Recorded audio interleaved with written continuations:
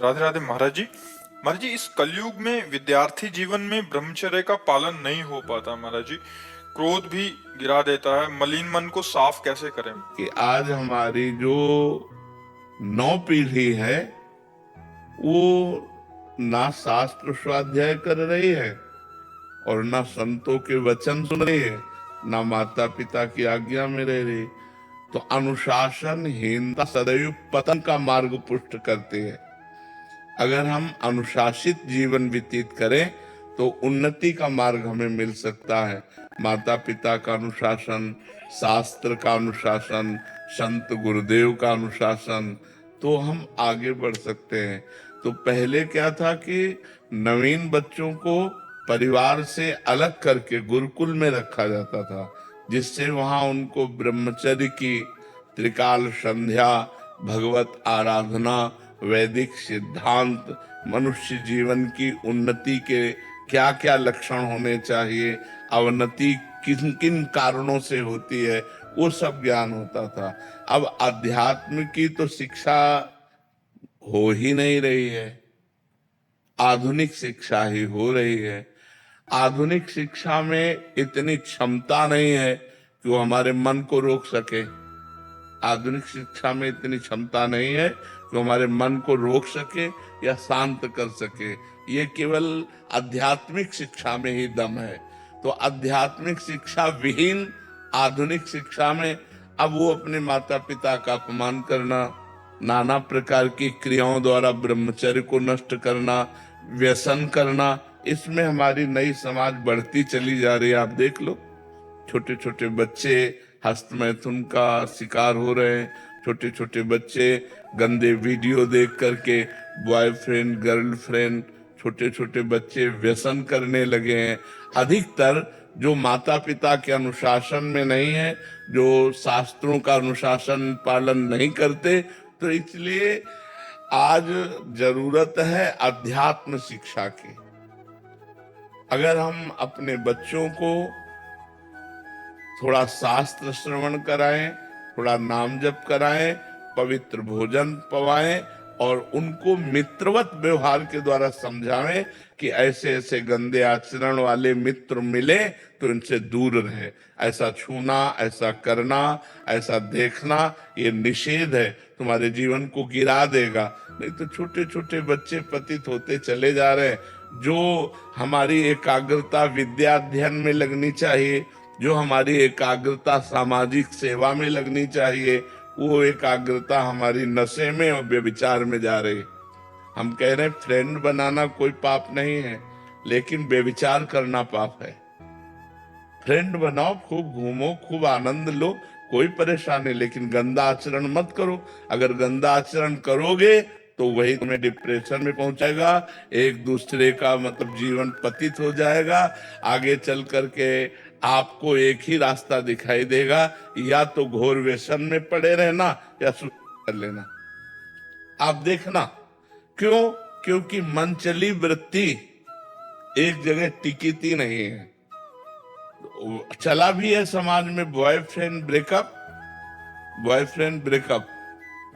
इसमें चरित्र आपका दूषित हो रहा है, आपके विचार दूषित हो रहे हैं, आपकी मानसिकता दूषित हो रही है। अब आप अपने जीवन को ऐसे गर्त में गिराने जा रहे हैं जो पूरे जीवन आपको दुख देगा, क्योंकि आप एक सदगृहस्थ नहीं बन पाएंगे। यदि आपने ऐसे गंदी आदतें की और आपका ब्याह हो गया तो आप अपनी पत्नी से संतुष्ट नहीं रहेंगे। आप एक पत्नी व्रत धारण नहीं कर पाएंगे, आप एक पति व्रत धारण नहीं कर पाएंगे। तो आपका न्यू जो जीवन का उत्थान करने की थी, आपने उसी को नष्ट कर दिया। इसलिए हमारी बच्चों से प्रार्थना है कि गंदी बात से बचो। दोस्ती कर लो, हजारों से दोस्त, हम तो कहते शत्रु किसी को बनाओ ही मत, पूरे विश्व को मित्र बनाओ। मित्र बनाने में कोई बात नहीं, लेकिन गलत आचरण मत करो, गंदा व्यवहार मत करो। जब तक ब्याह ना हो जाए तब तक ब्रह्मचर्य का पालन करो, माता पिता की आज्ञा में रहो। ऐसे बिल्कुल गंदे आचरण नहीं। तो ये हमारे समाज का स्वरूप बिगड़ता जा रहा है। इसे आप ही लोग मिलकर संभाल सकते हो, माता पिता। और अगर आप सुधरो, आप सुधरो, आप सुधरो तो सुधर गए समाज। हम दूसरे को सुधारने की चेष्टा न करें। यदि हम अपने को व्यसन और व्यभिचार रहित बनावे तो हमारा समाज सुधर जाए। अगर हम एक एक आदमी सुधरना चाहे तो समाज सुधर जाए, लेकिन सुधरने के पक्ष में बहुत कम लोग हैं और बिगाड़ने और बिगड़ने के पक्ष में बहुत सहजता है ना, उसमें सरलता है। सुधरना चढ़ाई चढ़ना है और बिगड़ना फिसलना है। फिसलने के लिए सब तैयार है और फिसलाने के लिए तैयार है, लेकिन चढ़ने और चढ़ाने के लिए अध्यात्म की तरफ, धर्म की तरफ, पवित्रता की तरफ ये बहुत कम रह गए हैं समाज में जो ऐसा चलना चाहे। एक 12 वर्ष का बच्चा यहाँ बैठ के कह रहा है, मैं तुमसे परेशान हो चुका हूँ। पर तुमका कितनी आयु है? बोले 12 वर्ष की। तो और फिर उसने कहा कि हमारी गर्लफ्रेंड भी है। तो हम कहा 12 वर्ष में गर्लफ्रेंड हो गई, हो गई।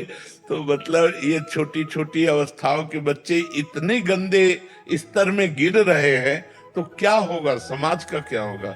कॉलेज आदि में यही ट्रेंड चल चुका है महाराज जी। तो कैसे महाराज जी सुधार होगा? जैसे आप कह रहे हैं कि दोस्ती करने में कोई दिक्कत नहीं, बट वो अपनी इंद्रियों पे काबू ना करने के कारण फिर वो उस फिसलन में नहीं। हम जैसे अपनी बहन के साथ भी तो रहते हैं घर में।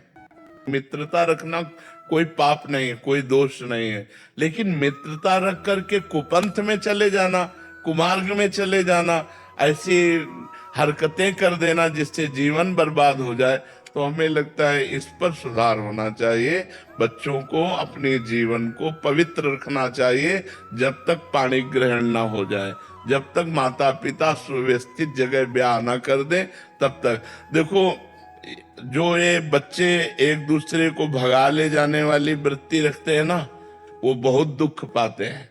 मतलब माता पिता सालों लगाते हैं अपनी बच्ची के ब्याह के लिए, सालों जा जाके अगल बगल पूछ के रिश्ता नाता, उसके आचरण, उसके, तब जाकर अपनी बच्ची को सम्मान के साथ उसके हाथ में देते। और तुम जो 2-4 बातें कही बस भाग गई उसके साथ, तो पूरा जीवन निर्वाह थोड़ी होगा। तो वो कैसा व्यक्ति स्वभाव वाला है? देखो, प्रेजेंट का स्वभाव अलग होता है, लेकिन हमारा एकांतिक जीवन कैसा है, हमारा पर्सनल जीवन कैसा है? तो जब आप किसी के पर्सनल जीवन में घुसेंगे तो आप खतरा पाएंगे। इसलिए माता पिता की अनुमति आवश्यक है, क्योंकि वो अच्छी तरह देख सुन करके अपने बच्चे को सुखी करना चाहते हैं। पर आजकल बच्चे ऐसे माता पिता को कुछ नहीं समझते हैं, मनमानी आचरण करते हैं। बहुत विचित्र दशा आ रही, बहुत विचित्र दशा आ रही। जो जवान बच्चे हैं वो बूढ़े माता पिता को पीट रहे हैं अपने माता पिता के अनुसार। और मातृ देवो भव पितृ देवो भव, शास्त्र वेद आज्ञा करता है। अगर माता पिता की आराधना नहीं हुई तो भगवान की आराधना कौन कर सकता है? भगवान तो अव्यक्त है, माता पिता तो व्यक्त भगवान हमारे विराजमान है। इसलिए समाज को आध्यात्मिक शास्त्रों का स्वाध्याय करना चाहिए, आध्यात्मिक संतों की वाणी सुननी चाहिए और उसके अनुसार अपने आचरण बनाने चाहिए। हरे कृष्णा महाराज जी, हमारे संतों की निंदा हो रही है तो क्या करना चाहिए? कान में अंगुली डाल लेनी चाहिए, क्योंकि अपने अपने चश्मे हैं। जिस चश्मे को हम हरा चढ़ाएंगे तो संसार हमें हरा दिखाई देगा, लाल चढ़ाएंगे तो लाल दिखाई देगा। अब संतों के भाव को समझ पाना, स्थिति को समझ पाना तो संत ही है। तो संत तो सब है नहीं, तो जिसकी जैसी दृष्टि है वैसे ही तो दर्शन करेगा, और जैसा दर्शन करेगा वैसा वर्णन करेगा। जाकी रही भावना जैसी, प्रभु मूर्ति देखी तिन तैसी। तो हमें चाहिए जहां संत निंदा हो रही हो वहां कान में अंगुली डाल करके चले जाना चाहिए।